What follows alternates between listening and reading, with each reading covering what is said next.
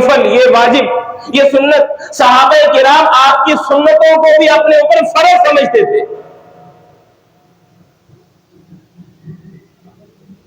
شاگرد نے پوچھا استاد محترم کیا امام کے پیچھے بھی کننا نکون ورال امام، ہم تو امام کے پیچھے ہوتے ہیں، ہمارے لیے کیا حکم ہے، مقتدی کے لیے کیا حکم ہے؟ قال ابو ہریرہ رضی اللہ عنہ اقرأ بها فی نفسک، اس کو اپنے منہ میں آہستہ آواز کے ساتھ پڑھ۔ یہ نہیں کہا کہ اس کو چھوڑ دے، مقتدی کے لیے سورہ فاتحہ چھوڑنا جائز ہے۔ اقرأ بها فی نفسک، اس کو اپنے دل میں پڑھ لے۔ اور اماں جی عائشہ صدیقہ طاہرہ مطہرہ رضی اللہ تعالی عنہا، فقیہہ امت، جنہوں نے آپ علیہ الصلوۃ والسلام کی زندگی کے ایک ایک عمل کو امت تک پہنچایا، حتیٰ کہ آپ کے ازواجی معاملات کو بھی امت کے سامنے بیان کیا۔ اس معاملے میں شرمائی نہیں ہے، ہر عمل کو امت کے سامنے بیان کیا، کیونکہ آپ کی سیرت، آپ کا ایک ایک عمل، لقد کان لکم فی رسول اللہ اسوۃ حسنہ، وہ تو ایسی ذات ہے، وہ ایسی شخصیت ہے، وہ ایسا آئیڈیل ہے، ایسا نمونہ ہے جس کی ایک ایک بات پہ عمل کرنا اللہ رب العالمین کو بھی پسند ہے۔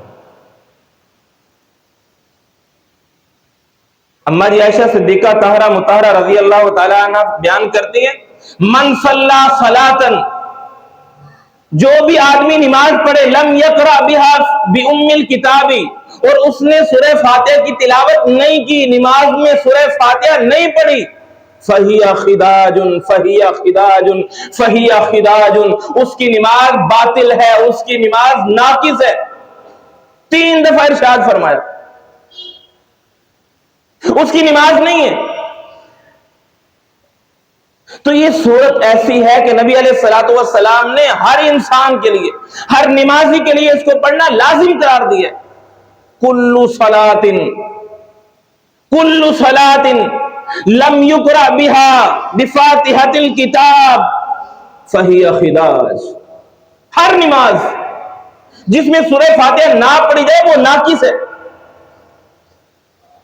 اور امام بہقی رحمہ اللہ نے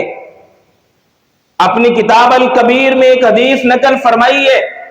لا صلاۃ لمن لم یقرأ بفاتحۃ الکتاب کی وضاحت میں بعض احباب اس کو صرف امام کے لیے خاص کرتے ہیں کہ یہ صرف امام کے لیے، یہ سورت صرف امام نے پڑھنی ہے، یہ سعادت صرف امام نے حاصل کرنی ہے۔ امام بہقی نے ایک ایسی حدیث نقل فرمائی ہے جس سے یہ بھی عقدہ حل ہو جاتا ہے، یہ بھی مشکل آسان ہو جاتی ہے، سمجھنا مزید واضح ہو جاتا ہے۔ سیدنا عبادہ بن صامت رضی اللہ تعالیٰ عنہ کے حوالے سے، لا صلاۃ لمن لم یقرأ بفاتحۃ الکتاب خلف الامام، امام کے پیچھے والے الفاظ بھی نقل کیے ہیں، جس نے سورہ فاتحہ نہیں پڑھی امام کے پیچھے اس کی بھی نماز نہیں ہے۔ اب بتائیے کتنی تاکید ہے، اور شیطان تو یہ چاہتا ہے کہ شریعت نے جس بات کے بارے میں، جس عمل کے بارے میں زیادہ تاکید کی ہے اس کو متنازع بنایا جائے، اسی عمل کے بارے میں شکوک و شبہات پیدا کیے جائیں۔ شیطان تو یہ چاہتے ہیں، وہ کب چاہے گا کہ ابن آدم کو وہ مقام مل جائے جس مقام سے مجھے مردود ٹھہرایا گیا تھا۔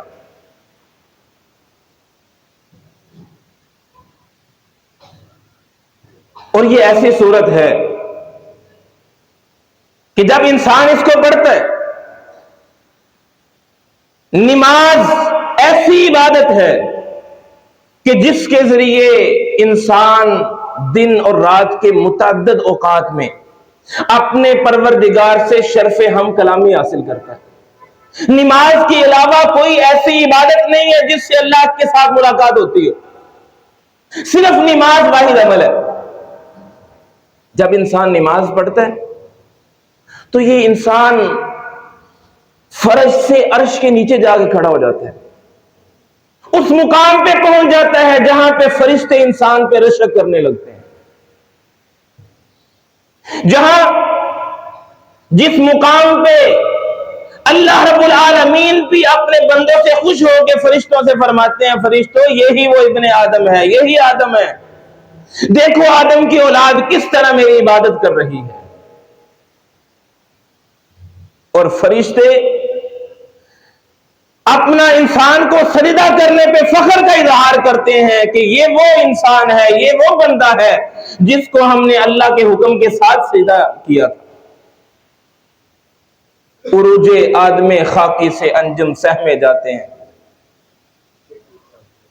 کہ یہ ٹوٹا ہوا تارا مہ کامل نہ بن جائے۔ فرشتوں سے بہتر ہے انسان بننا، مگر اس میں پڑتی ہے محنت زیادہ۔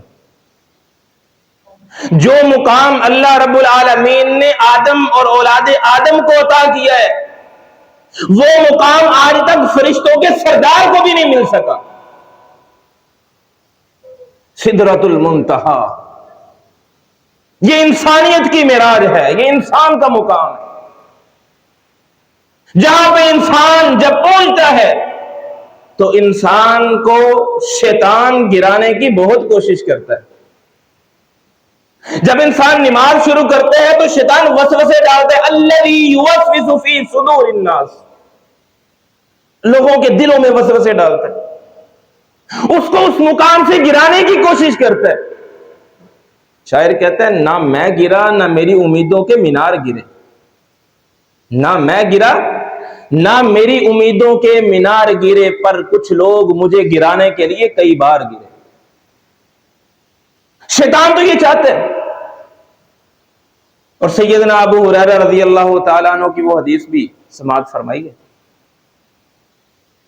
حدیث قدسی، نبی علیہ الصلوۃ والسلام نے فرمایا قال اللہ تعالیٰ فرماتے ہیں قسمت الصلاۃ بینی و بین عبدی نصفین ولعبدی ما سأل، میں نے نماز کو اپنے اور اپنے بندے کے درمیان دو حصوں میں تقسیم کر لیا۔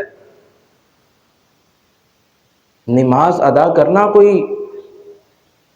چھوٹا عمل نہیں ہے، بڑے اعزاز کی بات ہے، اور جب نماز میں خشوع و خضوع شامل ہو جائے یہ تو سونے پہ سہاگا ہے۔ جب خشوع و خضوع شامل ہو جائے، جب انسان ذہن میں یہ خیال کرے میں اپنے پروردگار سے ہم کلام ہو رہا ہوں، میری اللہ سے ملاقات ہو رہی ہے، جب یہ خیال دل و دماغ میں آتا ہے تو حقیقت میں ملاقات انسان کرتا ہے۔ حدیث میں